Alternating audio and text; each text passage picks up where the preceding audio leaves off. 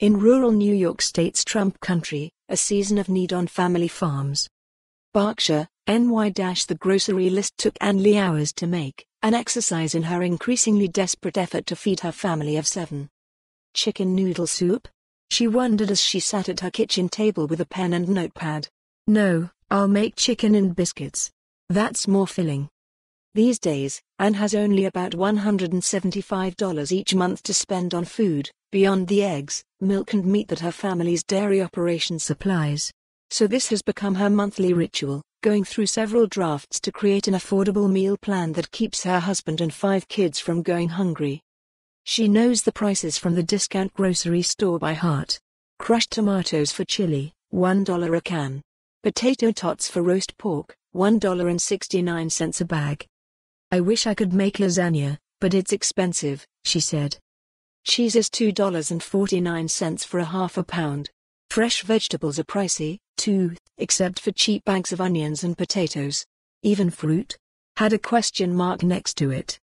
When Ann and her husband, Andy, took over his parents' 305-acre dairy farm in 2013, they made a good living. But years of falling milk prices, complicated by President Donald Trump's trade wars, have left the couple nearly $200,000 in debt. Farmers around the country are struggling to pay for basics like groceries and electricity as farm bankruptcies rise and farm debt hits a historic high. Calls from farmers in financial crisis to state mediators have soared by 57% since 2015. We're supposed to be feeding the world, and we can't even put food on our own table, Ann said. She has had less and less money for groceries each month, until one day in October when there was hardly any food in the house, and she started to investigate options she never would have considered before, like food stamps and food pantries.